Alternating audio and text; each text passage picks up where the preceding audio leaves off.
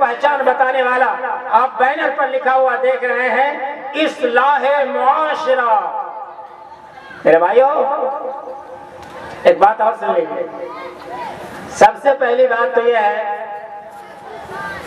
کہ آدم علیہ السلام سب سے پہلے نبی تھے، انسانیت میں سب سے پہلے آئے اور نبی تھے، انہی کے سارے ہم سب نسل ہیں۔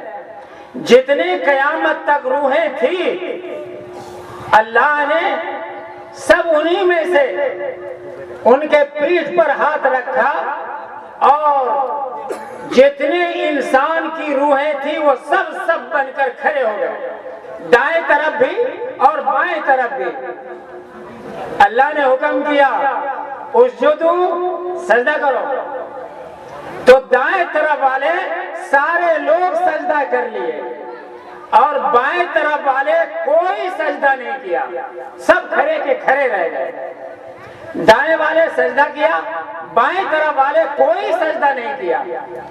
اللہ نے دوسرا حکم کیا سجدہ کرو، اسجدو، سجدہ کرو، تو کیا دیکھا کہ دائیں طرف والے جو سب سجدہ کیے تھے اس میں کچھ لوگ سجدہ نہیں کیا اور بائیں طرف والے جو کوئی سجدہ نہیں کیا تھا اس میں کچھ لوگ سجدہ کر دیا۔ آدم علیہ السلام نے اللہ سے پوچھا کہ یہ تو عجب ماجرا ہے کہ پہلے حکم میں یہ سب سجدہ کیا تھا اور دوسرے حکم میں، پہلے حکم میں یہ کوئی نہیں کیا، دوسرے میں اس میں کوئی نہیں کیا، کچھ لوگ نہیں کیا، اور ادھر والے میں، بائیں طرف والے میں کچھ لوگ سجدہ کر دیا۔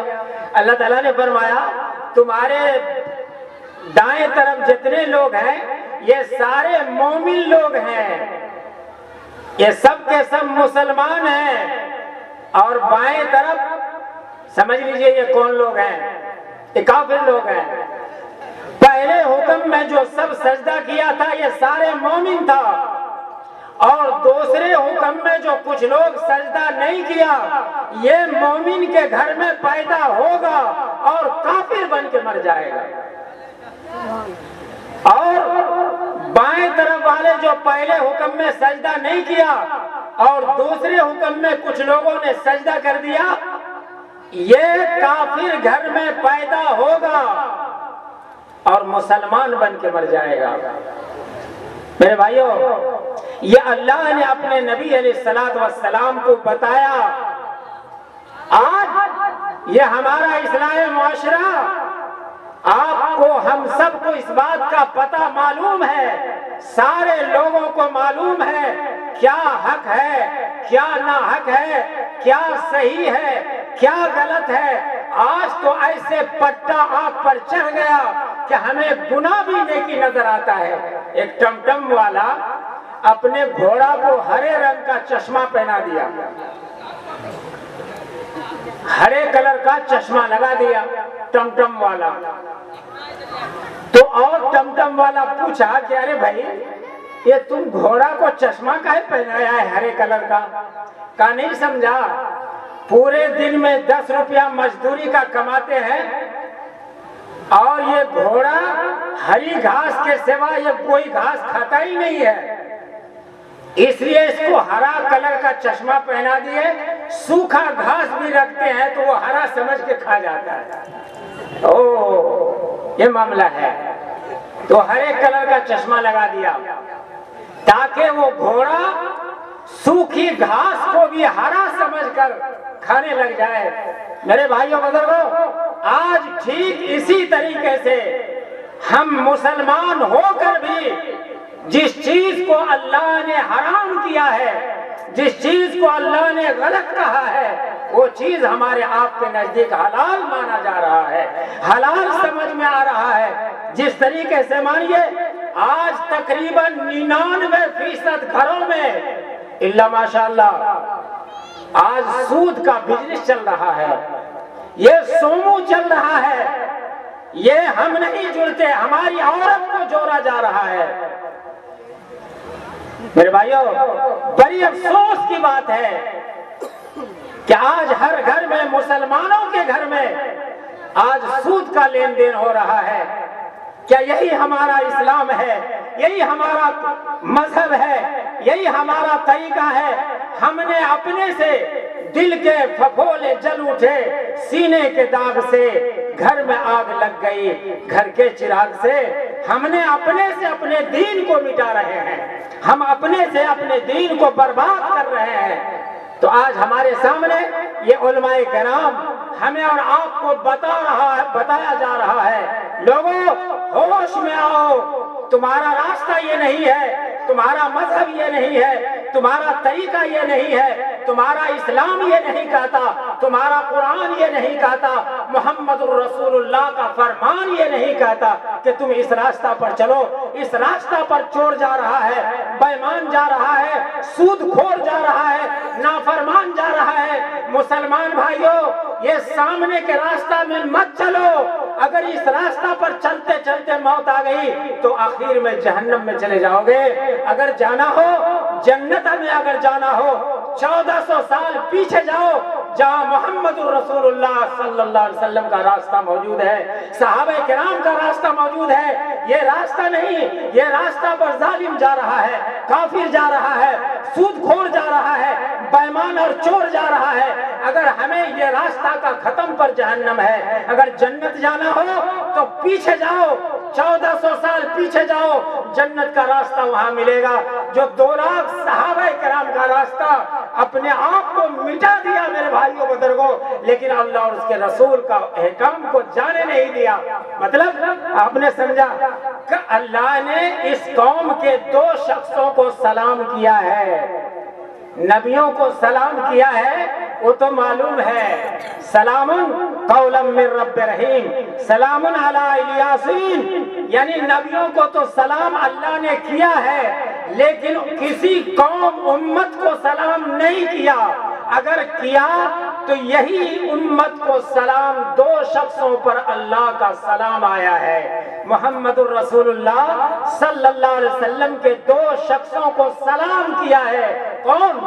اللہ نے سلام کیا ہے، ایک مرد اور ایک عورت، ان پر سلام آیا ڈائریکٹ اللہ کا۔ وہ کون لوگ تھے؟ پورے مکے میں سب سے بڑی خاتون، سب سے بڑی مالدار عورت حضرت خدیجہ رضی اللہ عنہا تھی۔ 2 منزلے کے مکے میں مکان صرف انہی کے پاس۔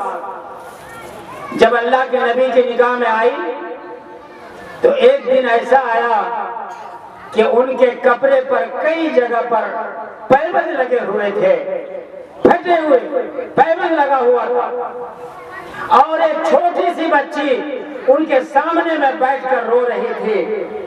حضرت خدیجہ کی سہیلی نفیسہ ملنے کے لیے آئی تو دیکھا وہ بچی سامنے میں رو رہی ہے اور حضرت خدیجہ بیٹھی ہے، تو کہنے لگی خدیجہ کیا ملا تمہیں؟ اللہ کے نبی سے نکاح کرنے کے بعد تمہیں کیا ملا؟ یہ کیا حال تمہارا ہو گیا؟ دیکھو تمہارے کپڑے کیسے ہو گئے، کیسے کپڑے پر تمہارے پیبند لگ گئے۔ میرے بھائیوں بزرگوں، جب کپڑے پر پیبند لگ گیا تو حضرت خدیجہ کہنے لگی نفیسہ چپ کر جاؤ، مت بولو ہمیں اس طرح سے، میں نے فخر محسوس کیا ہے اللہ کے نبی صلی اللہ علیہ وسلم سے نکاح میں آنے کے بعد۔ میرے بھائیوں، ایسا آیا کہ چھوٹی معصوم بچی سامنے میں بھوک سے بلک بلک کر رو رہی تھی، لیکن اتنا تک خرچ نہیں تھا کہ اس بچے کو کھانا کھلایا جا سکے، اور کپڑے پر پیبند کئی جگہ پر پیبند لگا ہوا تھا۔ تو اللہ کا سلام آ گیا کہ اللہ خدیجہ کو سلام، یا رسول اللہ، اللہ خدیجہ کو سلام کر رہا ہے۔ کب ہوا؟ مٹا دو اپنی ہستی کو اگر تم مرتبہ چاہو کہ دانا خاک میں مل کر گلے گلزار ہوتا ہے۔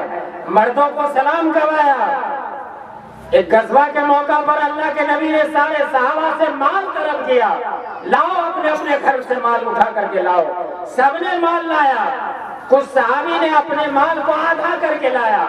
حضرت ابو بکر کی جب باری آئی اپنے چادر کو کھلا دیا اور سارا سامان گھر کا اس چادر میں رکھ کر اور اسے گٹھری بنا کر سر پر اٹھایا، بورے کی ڈانٹ جسم پر لگا لیا، ببول کا کانٹا سے اس بورے کو سل دیا اور اللہ کے نبی کے سامنے لائن میں لگ کر کھڑے ہو گیا. بورے کی ٹاٹ پہن کر میرے بھائیوں بزرگوں حضرت جبرائیل علیہ السلام تشریف لائے اللہ کے نبی صلی اللہ علیہ وسلم کے پاس. یا رسول اللہ صلی اللہ علیہ وسلم, اللہ ابو بکر کو سلام کہتا ہے اور کہتا ہے کہ ابو بکر اللہ سے راضی ہے کہ نہیں ہے. میرے بھائیوں, خدا بندے سے خود پوچھے, بتا تیری رضا کیا ہے. یہ کب سلام آیا؟ حضرت ابو بکر کے پاس مکے میں 6 بڑے بڑے ریشم کی دکانیں تھی, لیکن ایک گھڑی ایسا آیا کہ جسم پر بورے کا ٹاٹ آ گیا.